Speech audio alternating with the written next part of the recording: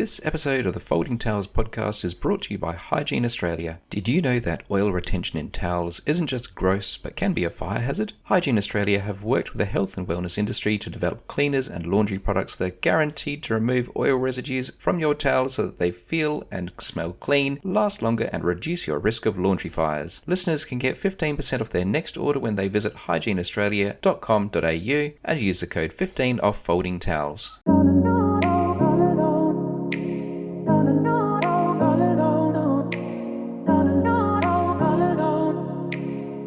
Welcome back to another exciting episode of the Folding Towels podcast with Jackie and David. How are you today, Jackie?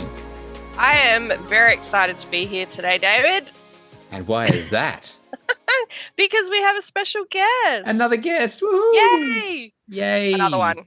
Yes. All the people. Yes, all the people. We have a very special guest whose name is Kylie Hicks. And Kylie is from Mildura. Welcome, Kylie. Hi, guys. Hi, David and Jackie. And hello to your listeners. Thanks for having me. For those who don't know, where is Mildura? Oh, right up the very top of Victoria. We're like we're the food bowl. The food bowl, yes. Grapes and oranges and all those types of good And things. the river. Yeah. And plenty of sunshine. Yes, lots of sunshiny days.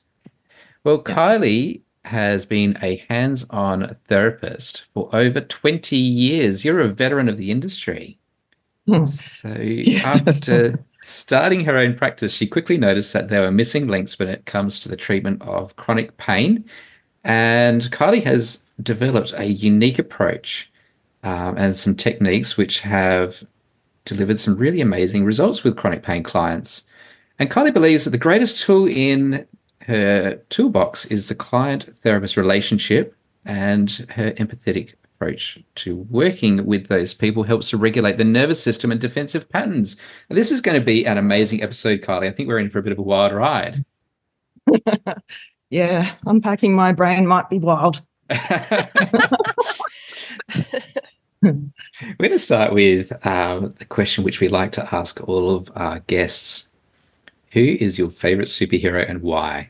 Oh, so for me, I'm probably going to say the worst superhero. She's got no tools. She uses her resources. And the movie was a flop. Catwoman. Catwoman. With Nicole Kidman? No, Halle Berry. Halle Berry. Yeah. I've gone old school. Yeah. That's so interesting. Is there a specific reason for that? I think she's a bit of a cat burglar and stealth. It's very sassy as well. Yeah. Yeah. Yeah. I love it. People know me well. People who know me well would say I'm a bit sassy. So, Kylie, tell us how you got started out in massage. Well, so I did work experience with a physio and a naturopath, and neither appealed to me. It was just not connected enough. And then in year 12, I was kind of the go-to for fixing people's headaches. So I kind of just went, well, why don't I just do that? And so I enrolled in the diploma course because I kind of already knew how to fix people's headaches. I just didn't know how I was doing it. That is amazing. Yeah. And it just went from there. I went, yep, this makes sense to me.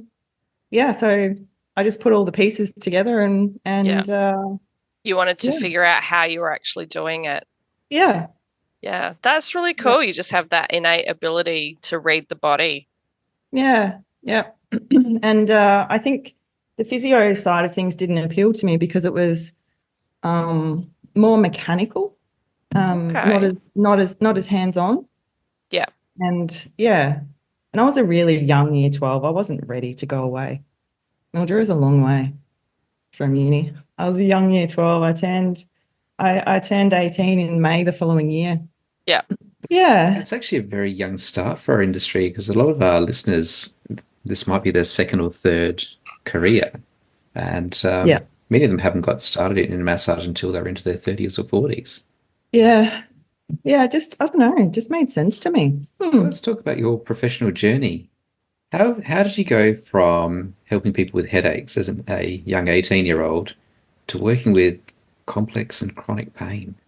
So I guess the simple answer is chronic pain clients were kind of, I never advertised, so they kind of found me.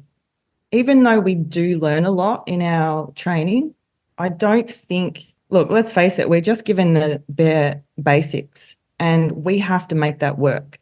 And when we're taught about how to fix a headache in a client, the client that we're practicing on doesn't have a headache. Pretty much everything I learned was hands-on in my business with a client. So if a client walked in with an issue that no one had taught me, I had to learn on them. Yeah, eventually chronic pain just became, I saw the gaps, and let's face it, there's a lot of gaps, and I don't think it's getting any better. I agree with that. I think there's a lot of things we need to still learn. Yeah.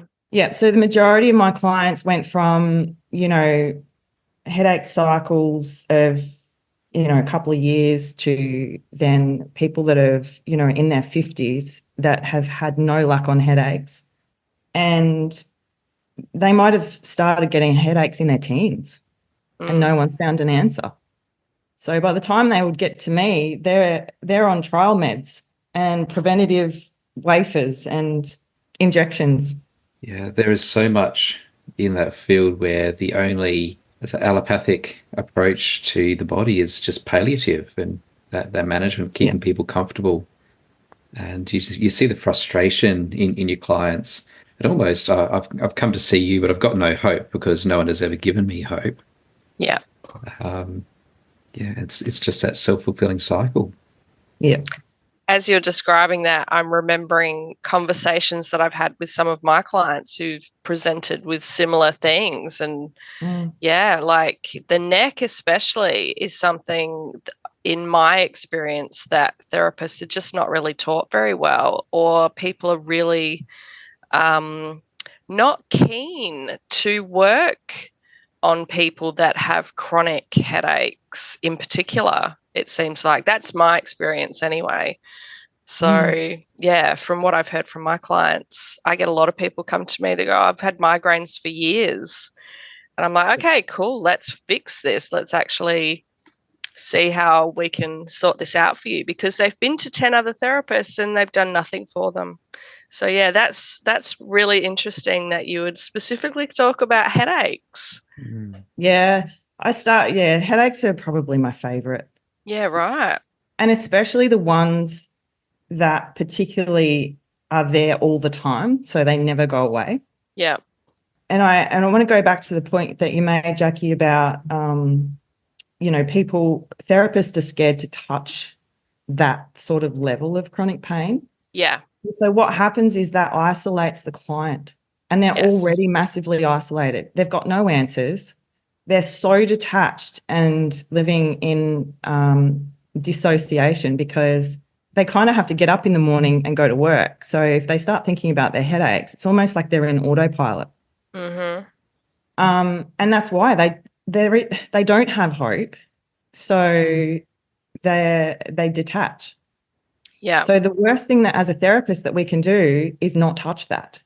And so many of my clients walk in the door and they've been to myos and physios. They've been on the medication loop. My last headache client's got 3 neurologists and they're all disagreeing about medications. And so I go, has anyone actually touched you? No. Here's these exercises. Here's these stretches. Here's this medication. It's so sad. In quite a number of episodes now, never underestimate the power of just a simple, relaxing massage.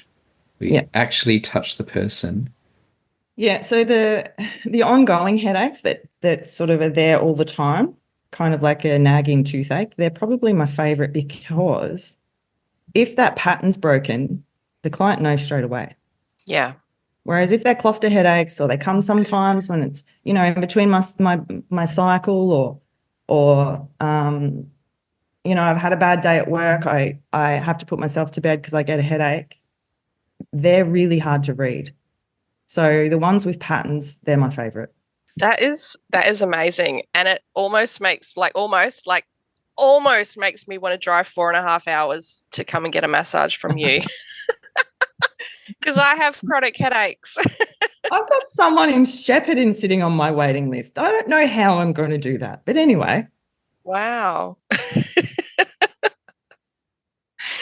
That must be a nice feeling, though, to have people from far and wide to say, oh, my God, if only you were closer, like I would come and see you in a heartbeat. Oh, look, Jackie, I'm not going to lie. It used to be a nice feeling. Now it's a lot. Oh, that's not good. Especially since COVID too, at a pandemic and a whole lot of uncertainty. What do you think is going to explode? Chronic pain. Yeah. Yeah. Yeah. There's that trauma loop that is often missed in the process as well. And trauma is linked pretty much to any chronic pain client who walks in, because how can it not be? And it doesn't necessarily have to be major trauma either. Trauma is anything that's overwhelmed your nervous system at some point, to the point where it doesn't know what to do. So if your nervous system doesn't know what to do, that's literally a trauma loop for chronic pain. So, yeah, I kind of expect it to be a given with every client who walks in. Tell us about that onboarding process. The person comes through the door for the first time. They may have read about you, they've been recommended to you. How do you go through assessing that person? How do you talk with them? And how do you brief them about what to expect over the next few weeks? Because I think too many of our industry expect to have the one treatment wonder, the miracle, which is really unfair. So how do you prepare your client for what comes next? So every client is different and rapport is different, depending on their profile. So quite often I will profile them while I'm talking to them. I will never, ever give them false hope. Let's just see how we go. I'm not preparing them for even pain relief. It's let's get your story from scratch. I know you've said this over and over to multiple therapists before, but I get one window, one chance to get your story, and it matters to me. I'm quite particular on the timeline. So what happened then, and then what? So what was the very first symptoms, and then what happened or didn't happen for those symptoms to increase? Because the symptoms aren't actually the cause. They're not. A client will only normally tell you symptoms. So I backtrack to what was the original cause, and majority of the time it's something simple that just got overlooked. They may not have got hands-on treatment at the right timing. They may have had an injury that was quite simple, and whether it was scar tissue or a traumatic event, could have been a car accident that, it healed, and then 3 months later, 4 months, 5 months later, they still got pain. But the initial injury healed. So why do I still have pain? It's go back to the doctor. They scan, they test, everything's there. They can't find anything because it's in the soft tissue. Yeah. It's all normal. Or what's even worse is, you've got a bulging L5. Well, the bulging L5 might not be the thing that's causing you pain. It might have been there before you had your injury. So they've walked around for 5 years saying, I've got a bulging L5 and that's why my hip hurts. I've had people say to me, I broke my leg a while back, or, broke a bone somewhere. Yeah.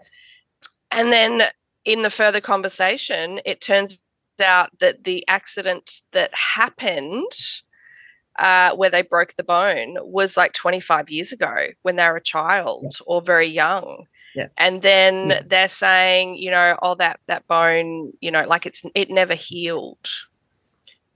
And the disconnect that I hear with some of those stories is incredible, because firstly, the bone actually, it did heal. You're not walking with a limp. You're like, the doctors have literally told you everything's fine. But like you just said, the trauma around what happened is what's not healed. But they're carrying that sort of false information about, well, I've still got this injury, like from that broken bone 25 years ago. It's so fascinating to hear some of the stories that people tell themselves, because they don't really understand what's happening, and there's that disconnect between knowing how trauma really does affect us and what actually happens in the body. It's really fascinating. Yeah, it is. And I think the thing is too, they've been labelled with something over the journey, and they've been told things by other therapists and doctors and neurologists, and it doesn't mean it's right or wrong. It's just, how do you know that that was true? It may not have been where your pain was coming from 5 years ago. Yeah. So for me, it's about getting the story. And I think too, I do look at stories different. I profile what the nervous system was doing at that point, what was going on for you, what help did you have, what have you tried, what works, what doesn't work. I think most people they're lost in the cycle of the pain. So I guess for me on appointment 1, my priority is I need to find them. That's pretty much my objective on appointment 1. David and I are both vigorously nodding right now. No one else that's listening to this could see us. So I'm just saying, like, David and I is like, yes, much yes. Yeah. So if the client says to me, oh my God, that makes sense to me, or how did you know that, or any of those types of comments, I go, right, now we're where we need to be. So there's the link that's been missing in the past. And sometimes it's validating them, and sometimes, it's finding the missing piece of the puzzle. It's different depending on the client, but the cycle's kind of the same. I pretty much onboard a client these days, like I only work with chronic pain now, injuries and things like that. They're just not for me. Chronic pain is just my thing. Fair enough. And sometimes even if my regular clients come in and they've had a netball injury or something like that, I just go, oh, go and see the physio or the myo, man. If you've had it for 3 months and it's still there, come back and see me. Then it will make sense to me. It's just withhold treatment for 6 months. Then you'll be chronic, and then I'm happy to see you. Yeah, then it's chronic. Yeah. I told you it was fun unpacking my brain, David. Yeah. So these days I pretty much onboard a client. They have to have 2 appointments booked. Why I do that is because the client actually already has some coping strategies in place. There's no way that it will work long term, but what strategies they are using are the best ones that they have at the time. So if I'm going to start with a client, I stick with it until that pain cycle's broken.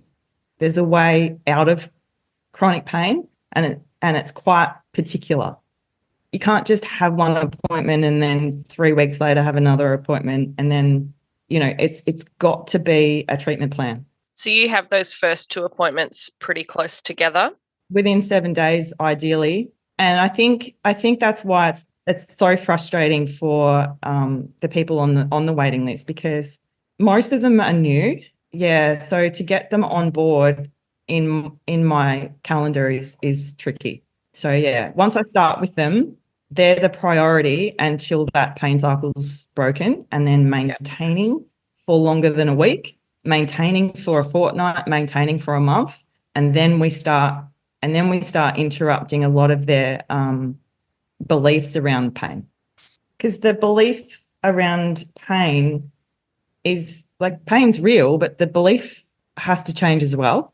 So, Kylie, you are a master practitioner in NLP, which has given you a different approach to understanding how the brain ticks and the interrupting those patterns. How are you using, without giving away too many trade secrets, how are you using NLP to assist your people out of that? Chronic pain obviously has physical patterns, but it also has emotional patterns. Clients don't always know that. So we gently have conversations around, usually on appointment one, I'll mention, and how does that when you feel pain and it increases, do you notice that your pain heightens on a more emotional day? And 100% of the time they'll say, oh yeah, always. So if I'm having a stressful day, my pain might sit on a 5 every day, but on a stressful day, or if something happens to me, or most of the time it's things that they haven't predicted pop up, their pain increases. So yeah, I kind of introduce mindset pretty much straight away, but it's more around how are you finding that that's affecting your life, more so than talking about specific emotions. How is it affecting your life? Because then that gives me a benchmark to go back to on appointment 2 and 3 and go, and how are you going with that frustration, or how are you going with, having a short fuse? Are you finding that you're more regulated now? Have you got more patience? Those sorts of things. They haven't always made the connection between the two. That's really interesting. We spend a lot of time living in our heads and not necessarily inside our whole soul. And many of us talk about the body being a whole and not being able to disassociate the various elements, but our medical paths, and you hear so many people talk about having a science-based approach. Well, science it literally means to find out. It doesn't mean knowledge. It just means to find out. And yeah, that process of discovering the connection, whether it be the limbic system, whether it be polyvagal theory, all those things which are buzzing around in the buzzwords. And yes, there's a lot of research going into pain science right now. We're just in that process of discovering the journey, and that's exactly the approach that you're taking on that individual basis. Well, I think we can overcomplicate it, but the nervous system's responsible for pain and how much pain you feel. It's also responsible for your defensive mechanisms and your emotions and how we process memories and trauma. So if the same system's responsible for all of it, how can you just treat pain on its own? That is so true. And something that is extremely overlooked in our field and in the field of bodywork and healthcare. Well, a very clever psychologist that's local here said to me, it doesn't matter how many times I bring this car accident client in, talk therapy is not going to get rid of the trauma in his body. That's kind of the space I sit, is those types of clients. I'm so happy right now. I can't even express how much I love these statements coming from you. Like, I'm very quiet, but I'm just like, wow. I'm surprised, Jackie. You can talk. What is going on? We're in a special space right now. We are. Look, honestly, you are talking my language right now. I'm actually, if we want to get personal, I have been dealing with a lot of stuff myself from my own history, and a lot of it is emotional trauma, some physical trauma, but a lot of emotional. And I'm mid-40s, and I'm just realizing in my 40s how rubbish parts of my childhood were. Things, because I grew up in the 80s, and the 70s and 80s were a special time in Australia. A terrible time for a lot of kids. And I'm only just realizing that now and trying to find ways to deal with that. And honestly, if I lived, less than 4.5 hours away from Mildura, I would be on your waiting list, like in a flash, because all of this is just going, oh my God, Jackie, like this, yes, like this confirms everything that I am now discovering about myself. And you know, those extra things that we, like you said, we're not taught this stuff in massage school, and a lot of people don't know this stuff, and even some very smart people don't know and understand this stuff, and how much the nervous system regulates everything, and how important our emotions are. And yeah, I'm just like, whoa, okay, I'm having a moment over here. Sorry, guys. No, it's completely fine, Jackie. The thing that I say to clients is if the emotions come up, they're meant to. Yeah. It's a safe space. It's a safe space for that. Otherwise, they wouldn't. Yeah. We're very good at compartmentalizing all the little folders in our mind. Oh, and then every now and again, someone flies one of those folders open, and you don't have so much control on. Yeah. Yeah, your filing system some more. I don't like that. I don't like it when that happens. I love it when that happens. Oh, gosh. Oh, no. That means I'm getting somewhere with the client. Well, I have had a treatment with you, Kylie, and I had a little moment, which we talked about over text one day. I had a near-death experience at one point in my life, which I carry some physical scars from that. And physical touch was an important part of the recovery. And this is an experience nearly 20 years ago.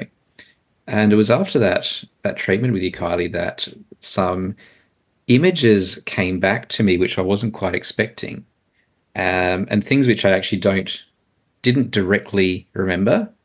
And it was the hospitalizing process. Now, going into hospital is something that saved my life, but I hadn't really realized the effect of surgery on my being and flashbacks. And that was actually quite confronting. And I think this is where you've got to be careful not to overthink it. Your nervous system's responsible for memories. It's responsible for emotions. And in a treatment, we worked on your nervous system for an hour. So it's kind of normal that, you would have flashbacks that because that's what we worked on, the injury.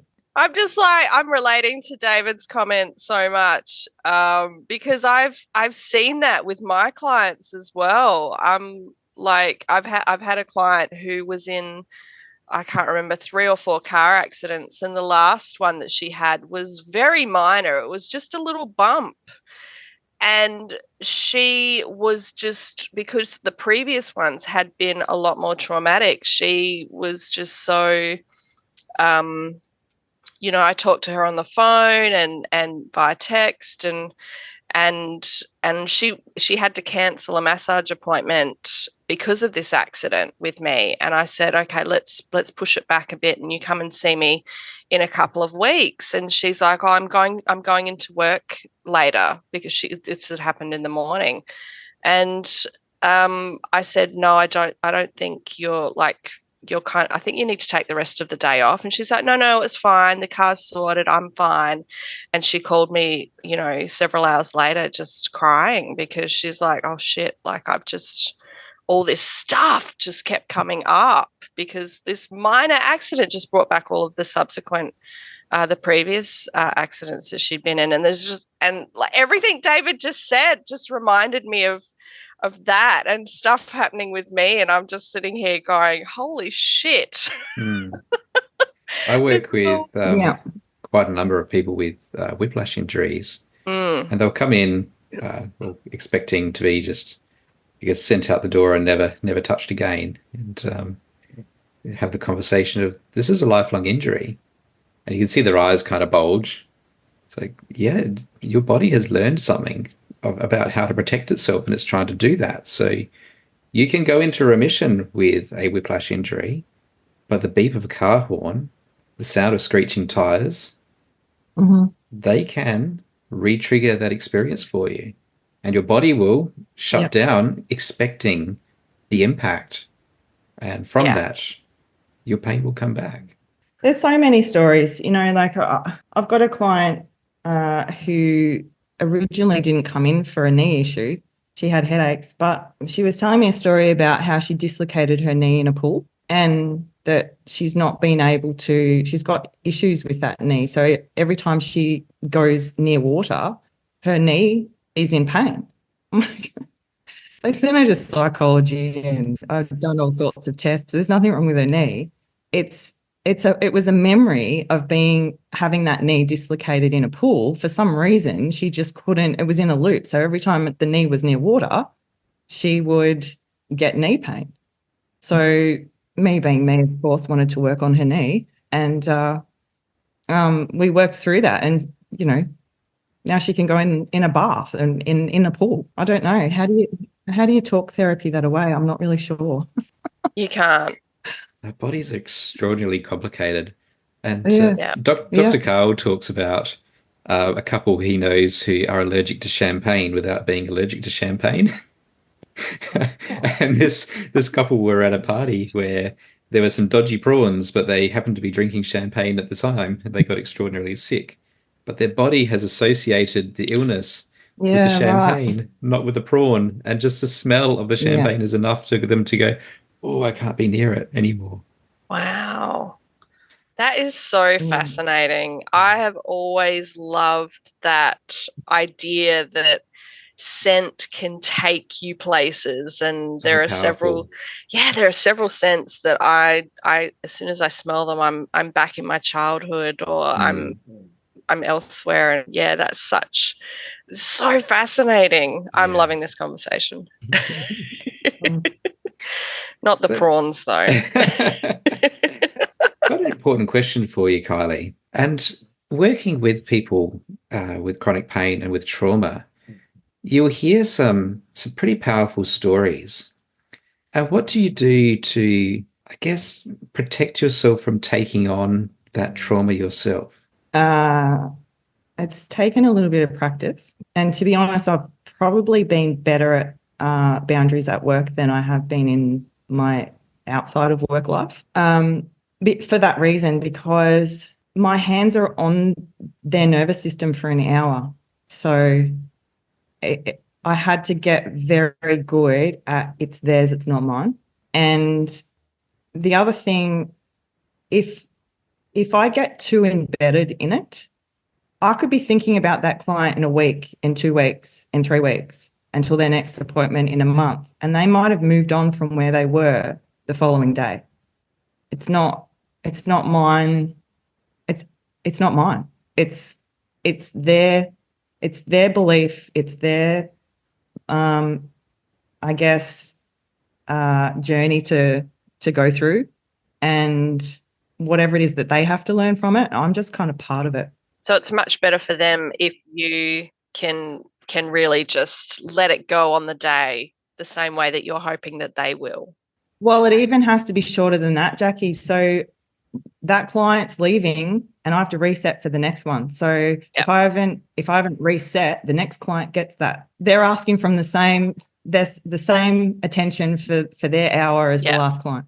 And it's not about me, it's about them. So I think that this is something that people generally, massage therapists in particular, really need to work on a little bit more. I know there are some people that do that very well, that they can, you know, they don't take home their clients' stuff with them per se.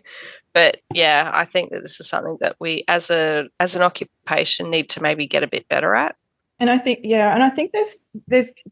there's some simple things that you can do to shift away from the last client. So I'm very routine and ritual with certain things. You know, as a massage therapist, we always wash our hands in between clients, but I'm very particular. I use very cold water. It's a shift between one client to the next. I wear a uniform for a very particular reason. I'm in work mode, and then when I go home, I'm not in work mode. There's certain things that I'll do. I don't stay at work on a break. So my lunch break, I'm out of there. I mean, and that's not going to work for everyone. I've heard Stuart Hines say that he walks in the door and showers straight away because that's his that's his ritual and how he shifts. It's finding those quick, easy little shifts between clients. So no one teaches this stuff at massage school. No. I am human though. I learnt the hard way. I got empathy burnout. That's definitely something that's come up in conversation before. That empathy burnout where you're just like, just exhausted from caring. Yeah. How did you bring yourself back from that? So there was a couple of things that contributed to that. I had some personal stuff as well going on, and so I think I just didn't get the balance right. I routinely go to the gym. I found I wasn't walking my own talk. So I sort of went, okay, get to the PT, increase your exercise, do the check out when you need to. I actually had some counselling. I did all the things, pulled myself back out of it, and I don't know, I find I get the balance better now. I don't know. We just have to listen to our own signs too. We're a bit shit at that. And yes. It's okay to ask for help, just like our clients have asked for ours. Do you ask for help? Sometimes. Usually too late. Well, actually, it's not too late. Just I could do better at asking for it sooner. Well, in David's defense, I'm rubbish at asking for help as well. I'm probably worse than he is. We've grown up in different eras. Well, so we've grown up in a similar era. We're in a different era now, but 20 years ago, you bury things and get on with life. Yeah, that's taught to you from a very young age, and breaking that pattern is hard. That is programmed as to just how you do things. It's our duty to program the generation coming through to be better than what we are. I think for a lot of people, it's very difficult to find the help that is actually going to work for them as well, because we get told, if you're having mental health issues, you need to go and see a psychologist. But there are so many different kinds of psychologists as well. Different ones do different things. And then maybe you actually need the massage as well to work through the physical manifestation of that trauma, like we've obviously been talking about. But I think a lot of people don't really understand their options. So I know this is something David and I've chatted about before. But yeah, it's really hard to know what to actually do, especially when time is a resource you don't have a lot of, and money, it may not be a resource you have a lot of as well. Where is the best way to utilize that? Well, obviously it's going to see a psychologist and doing some talk therapy, isn't it? Because that's what we're all told. I've just done my update in ethics in practice, I think it's called. And in that it says that if a client says anything that's, emotional, or that, they're struggling mentally, we're to refer them to a counsellor or a psychologist for that help, because that's not supposed to be part of what we do. Yeah. So probably 80% of the clients that I see have multiple psychologists already. So I don't know which one I'm supposed to send them to. Especially if it's intertwined in their pain. Yeah. Yeah. So I get it. Complex. There's some things about it that, it doesn't always apply to every piece of the puzzle when it comes to clients. It is complex. And honestly, personally, I have found that a lot of people, especially the people that I see, which is generally speaking 40 plus women, they just want to be heard. That's their biggest complaint. They go to the doctor, they go even to the counsellor, the therapist, whoever, and they feel dismissed still. They're like, well, nobody is actually validating what I'm saying. So I do a lot of validation and listening and agreeing with my clients, because they're not hearing that from their GP. They're not hearing that from the specialist. They're not hearing it from the physiotherapist. So, yeah, It And is I complex. I think that's why NLP was the next thing for me, because I needed to add something to what I was already doing, to cover and connect with that emotional layer that goes with pain and the belief patterns. Because if you want to be able to make a real difference and completely reprogram chronic pain, you have to do both. Otherwise, they're in the same cycle of, you get a massage and you have 2 or 3 days without a headache and it's back again, because the reason why it was there is still there. How long do you get relief-wise, Jackie, when you have a headache? Me personally, Yeah. For a long time, I wouldn't get headaches very often. I'd get a couple of months and they'd go away within a day or so. And now it's chronic. It's a lot. So I'm actually more surprised when I don't have a headache. Yeah. Yeah. So, and sometimes it's like it sort of sits about a 3 or a 4. And it's like a little bit of an underlying, and I can tell, oh, something's not quite right. And it all stems from my neck. It's all back of the neck issues. And then if it will get worse, and it'll be on a bit of a cycle. So it'll usually sit underlying for a little while. Sometimes I can make it go away just with, manipulating that myself. And then other times it will just build and build. And then I have to take a fair amount of pain relief and just wait for it to go away. And I'll spend like 2 or 3 days massaging my own neck and my jaw and, all that sort of stuff. And yeah. And then it will go away for a little while, maybe a week, and then it will just gradually build again. So yeah. It's not fun. No. And I'm listening to you. You've got coping strategies running already. Oh, yeah. And beliefs around it. Yeah. Yep. Yep. Yeah. Definitely. If I didn't do as much self-massage so I massaged like a lot through my face, my jaw, all around my ears, and all through my neck area, upper traps, basically anywhere around my neck that I can reach. And I do that like probably once or twice a week. I would not be able to function because the headaches end up being that bad. I wouldn't be able to work as much as I do, and I do work a lot. So this journey of learning to work with chronic pain has been a journey for you, that you've had to personally develop these skills without a lot of guidance from anyone saying, this is how you work with chronic pain. So these are the things you need to tap your head twice, rub your belly, spin around 3 times, and that's the protocol, and it will just work. Which, if you're listening to this, I hope you can understand that's a attempt at humor. But you've started to document the steps that you take, and have put that together in a couple of courses. One being the secret cues, and the other one being the chronic pain mapping method. You tell our listeners a little bit about what they might expect through those resources.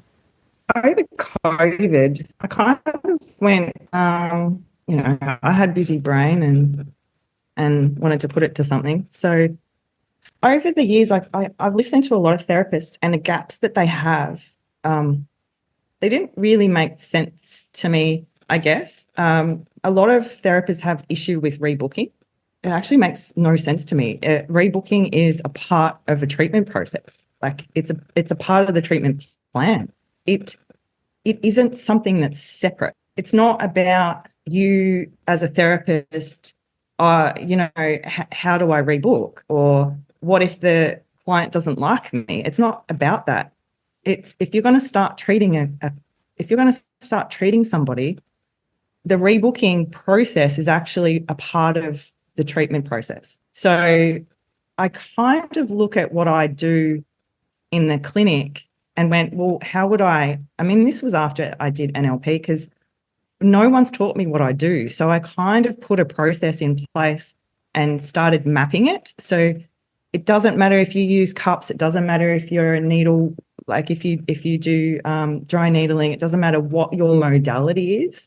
This is kind of like the map that sits over the top. It's the things that they don't teach you. It's the how to connect with a client. It's the rapport. It's what language to use, how to profile your client, what things to say and probably not to say, especially if you've got your hands on them for an hour. We don't want to be programming their pain by the words that we use with clients. So it starts off with the physiology of the therapist and the client. So the client, what we don't think about as therapists is our own body language and tone and persona is introduced to a client before we speak.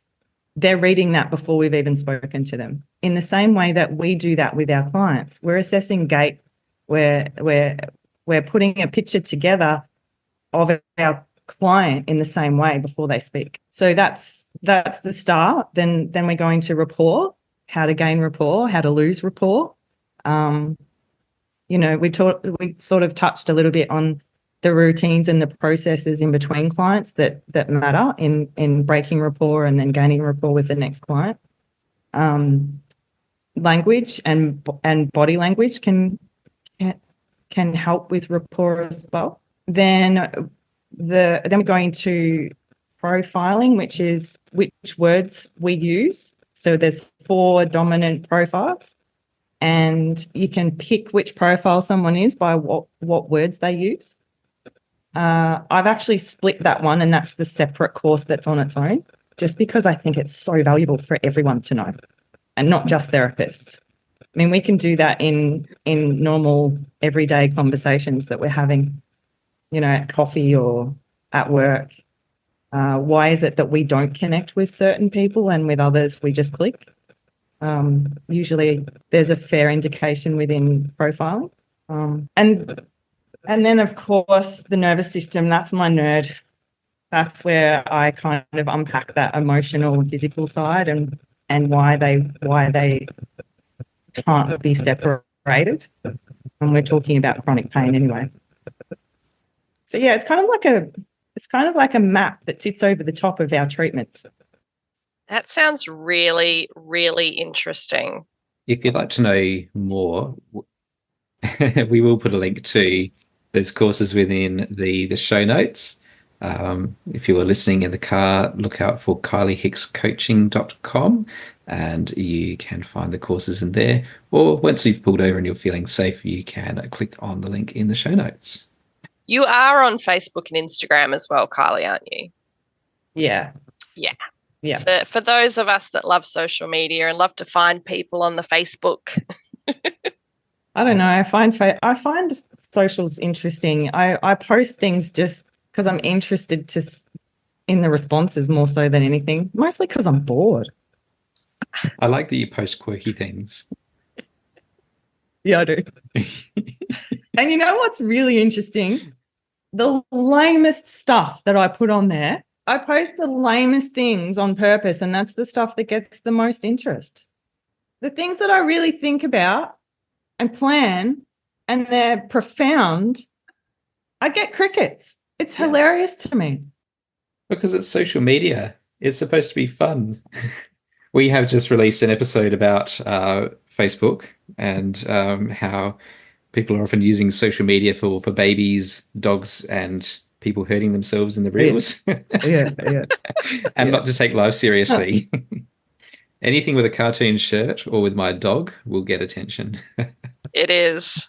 You remember how it consumed us? But we've got a variety of listeners who are tuning into this podcast. Some have been in the industry for 20-something years, and many of whom are either students or are just starting out in their career that they love. What is one tip that you would want our listeners to take away today? Are we talking about any therapist? Any therapist. Put down the need to be right. If you're right all the time, you can't learn a bloody thing. Nothing. It's your way. It's just your way. Just put down the need to be right and ask questions and learn. Be curious. That is excellent advice. I love it. But for newbies, need a mentor. Okay. That's interesting because that's something that is a bit controversial. Some people are like, yes, you Why? absolutely need a mentor. And some people are like, no, no, no, no. You need to just learn. You need to just do all the courses. It depends on who you are and what's your Mm. learning style. Yeah. So the reason for when I say mentor, if you want to do something that someone else has already achieved, why wouldn't you learn from them? That's great. So it's no different to I've done so many courses and adapted so many of the techniques that I've learned in a course, I've adapted to the way that works best for me.